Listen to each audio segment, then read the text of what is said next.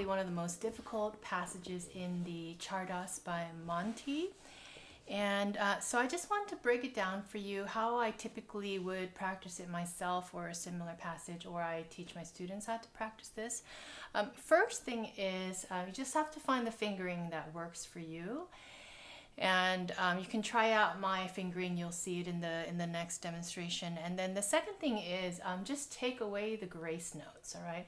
If you can play it spectacularly and cleanly without any grace notes, right, with very good rhythm and, you know, really nice tempo, then it's very easy to just, you know, put the grace notes in later. And then you just put them all together, and then hopefully it will turn out well. I know it's still very challenging. You can do all these things I showed you. It might still feel a little bit challenging, but I promise you it's going to be much, much, much easier.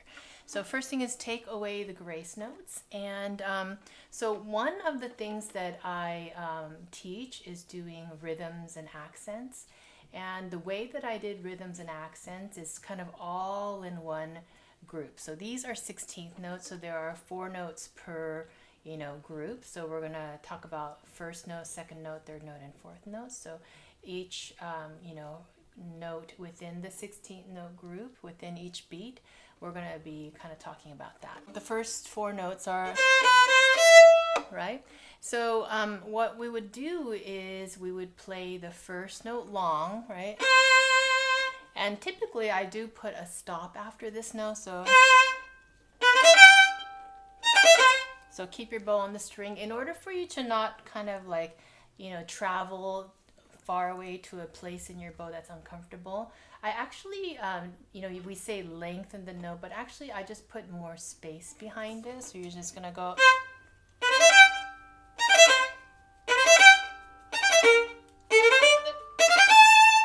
So also take away any slurs, any bowings, just play them all separate.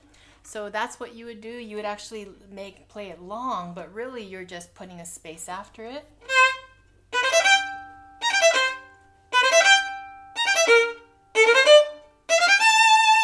Now you have to do a lot of things to keep quality control on this entire process, but I think I will talk about that in a future video, just to keep this one concise and quick. All right, so then you could do the next one. Sorry.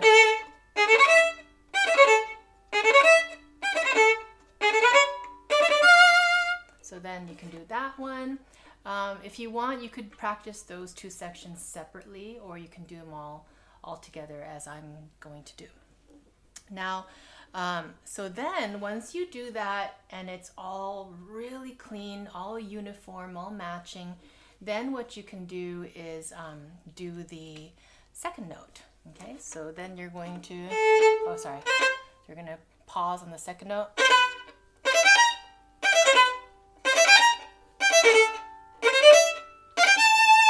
Now, in order to keep this really, really well under control, you want to really, really rush and kind of squish all the other 3 notes together. And you want to really pause. And if you want to take more time, you can take all the time you like, and pause after the one that you're pausing on. So right now we're lengthening second note, right? So you're going to go.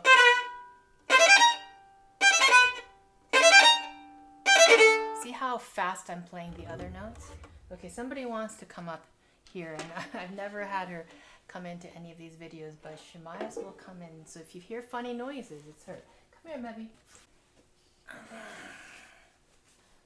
She wants to come and join the party. Hi.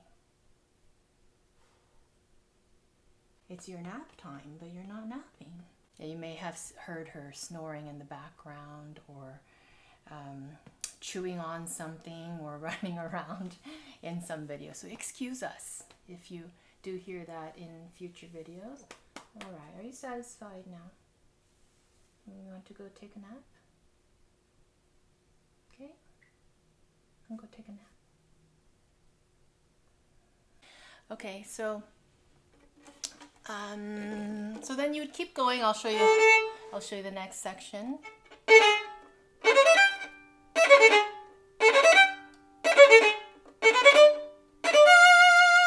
So you'd want to kind of stay with it and do it as much as you can. What you're going to notice is certain ones are harder than others. So like holding out second note or holding out fourth note, or you're going to notice. You can also do this with triplets if you have a long triplet passage like the Barber Violin Concerto third movement. Oh, I've done this practice so many times on that one when I was a kid. So let's go ahead and do the third one now. Third note. That wasn't very clean.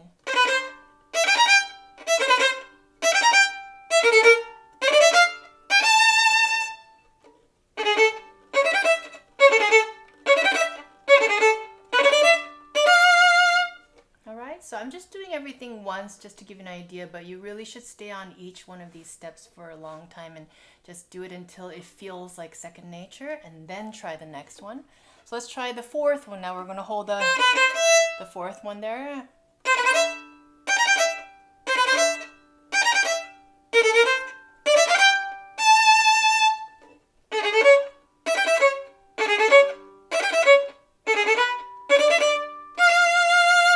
So there's the fourth one. Now, the step that people may not know after that is to accent everything. So you're going to play, at various tempos. Let's try medium slow, and then let's go ahead and accent the first one. So basically, we're going to go through and do every step all over again, but this time accenting. And we're going to go medium slow here.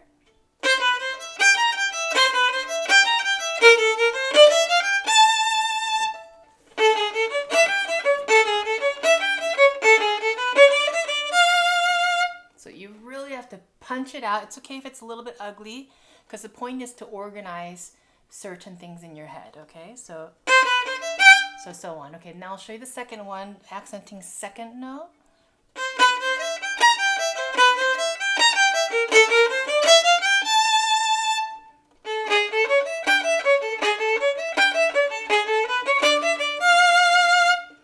If you want to take it up a notch, you can do it all by memory. So just put the music to the side and only go back and look at it every once in a while just to make sure you're still on track, right? But this is a great opportunity to memorize because we're doing it over and over and over anyway, so you might as well just internalize it, right? So I'll do it with my eyes closed. Now I'll switch to the third note, okay?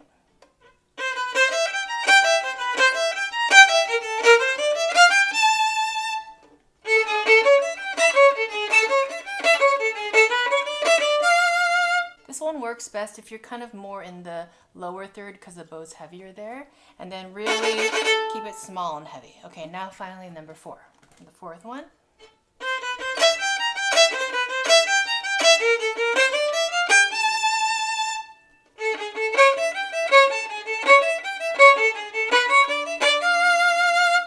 So for 16-note passages, there's also another type of rhythm you could do. You could go long, short, long, short, long, and you can go short, long, short, long, short, long.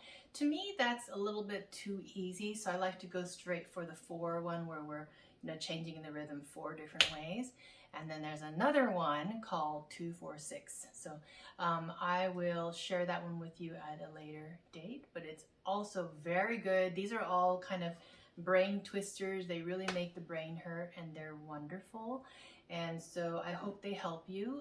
Most people don't want to spend the time to do this, but if you're a serious player and you have a big performance coming up, you're going to want to spend the time to do this.